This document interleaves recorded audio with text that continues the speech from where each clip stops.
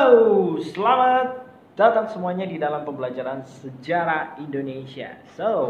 Kalian masih bersama Pak Agung di sini di dalam sejarah Indonesia tentunya. Ingat, sejarah bukan tentang menghafal, tapi tentang memahami. Ya, anak-anak semuanya, alhamdulillah kita ketemu lagi di pembelajaran kali ini. Dan today is a little bit different.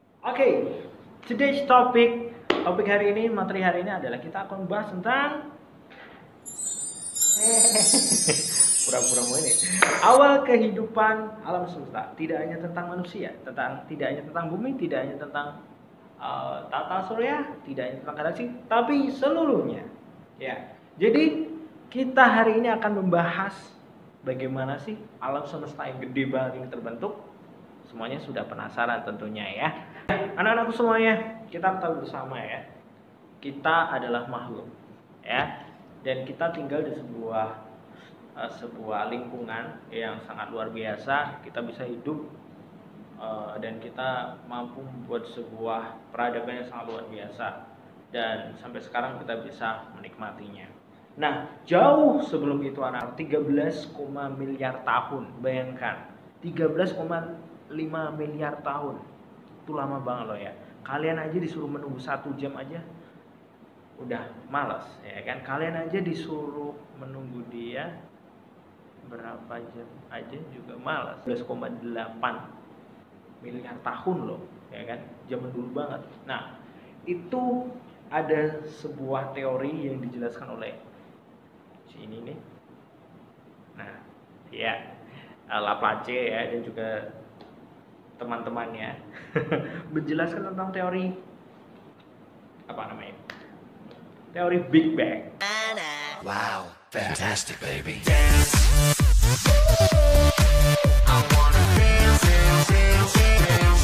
Fantastic, baby. Bahwa alam semesta ini terbentuk karena sebuah ledakan. Ledakan yang bagaimana sih? Ya. Nah, Pak akan jelaskan.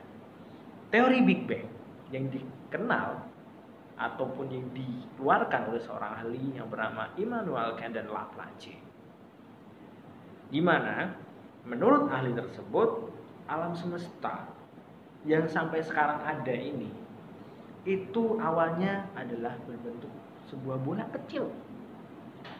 kecil, tetapi kecil-kecil ini mempunyai kepadatan yang sangat padat, sangat rapat gitu, ya kan? Sangat rapat banget. Saking rapatnya itu membuat suhunya juga makin panas ya.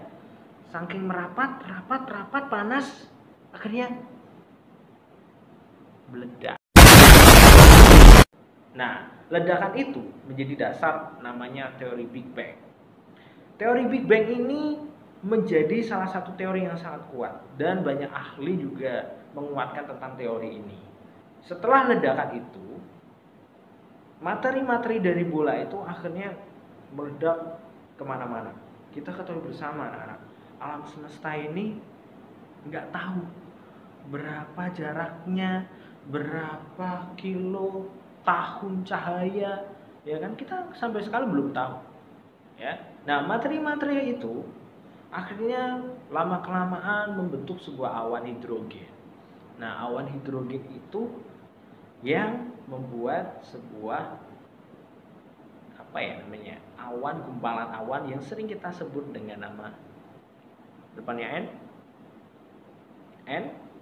E B U L A. Moga aja bener ya dari sini N gitu bacanya. Nebula. Ya, bener banget, nebula anak-anak. Jadi gumpalan awan hidrogen itu lama kelamaan membentuk sebuah nebula.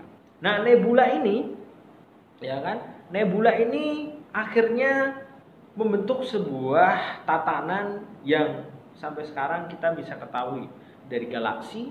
Nah, khususnya kita ketahui bersama, kita tinggal di mana? Galaksi Bima Sakti, atau kalau in English is Milky Way ya.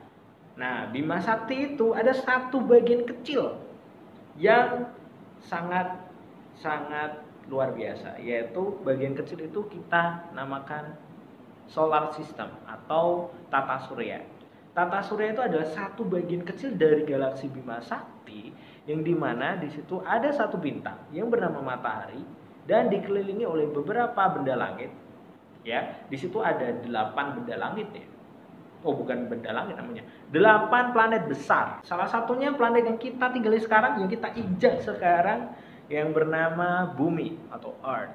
Ya. Nah, anak-anak semuanya, banyak yang bilang di zaman sekarang itu saking pintarnya banyak konspirasi yang terjadi ya, bahwa ada yang mengatakan Bumi itu datar lah, ada yang berbentuk donat lah ya. Ingat, nih,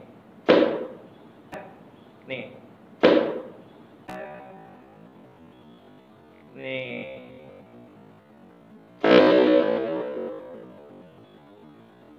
Ya, it's gravity man. Ini adalah gravitasi. So, bumi itu bulat. Ya, jangan ada percaya dengan bumi itu berbentuk aneh-aneh, ya kan, berbentuk lonjong, berbentuk moncong. Ya, bumi dipastikan berbentuk bulat dan punya gravitasi. Coba kalau nggak ada gravitasi, mungkin melayang. Seperti angan-angan kalian selalu melayang. Sempurna Anak semuanya, sebelum itu Pak Agung juga memberitahukan, Pak Agung juga udah buat PowerPoint. Di PowerPoint itu Pak Agung menjelaskan cara periodisasi tentang awal mula kehidupan bumi. Bumi itu bentuknya seperti apa sih, ya kan, dan sampai sekarang. Nah, di situ ada beberapa zaman ya berdasarkan lapisan bumi tentunya. Nah, untuk itu semuanya Pak Agung akan jelaskan secara singkat saja bagaimana sih bumi itu terbentuk dan bagaimana sih bumi itu bisa satu-satunya planet yang bisa dihidupi ataupun juga planet yang bisa mendukung sebuah kehidupan. Planet kita ini adalah penuh dengan cinta. Mungkin Allah sudah menciptakan dengan sengaja agar kita bertemu, dan Pak Agung akan menjelaskan tentang bagaimana bumi yang begitu banyak cinta, banyak kasih sayang terbentuk.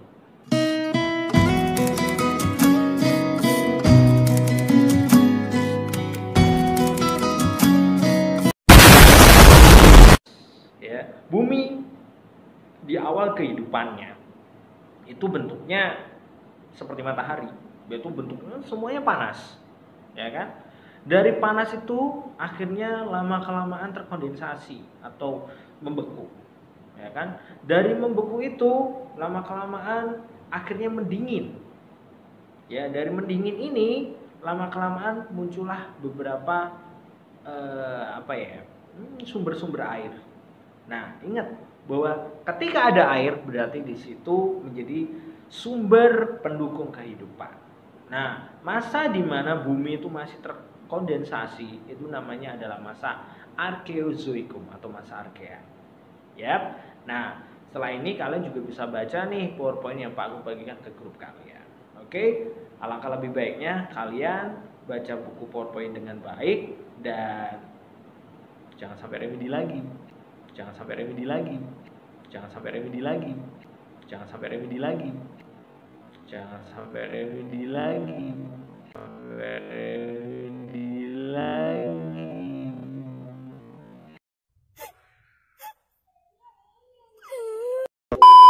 Dari video pembelajaran kali ini, yang pastinya anak-anakku ya pasti banyak pertanyaan tentang, Pak, sebelum Big Bang meledak, sebelum atom itu yang mengeras dan lama kelamaan meledak itu, apakah ada sebuah proses sebelum itu? Pertanyaan yang memang menarik. Tapi anak-anak semuanya, dari sumber yang Pak Agung baca, mencari referensi ke sana kemari, ya kan, sampai pergi pagi pulang pagi, itu belum ada referensi yang menjelaskan sebelum kehidupan atau sebelum Big Bang itu ada sebuah fase apa, itu belum ada bukti yang kuat dan juga ada teori-teori yang kuat. Pada dasarnya teori Big Bang yang kita pelajari hari ini adalah teori yang memang sangat banyak orang mengetahuinya, ya. Nah, ingat teori Big Bang awalnya dari sebuah atom kecil, super atom kecil yang di situ kerapatannya sangat rapat, sangat padat, dan suhunya lama kelamaan panas dan akhirnya meledak membentuk sebuah awan hidrogen dan membuat sebuah nebula. Nebula itu membentuk sebuah bintang, menjadi sebuah galaksi, menjadi sebuah pola sistem yang salah satunya adalah tata surya yang ada di bumi juga. Afdol kalau nggak ada tugas, ya. Nah, bukan tugas sih, belajar.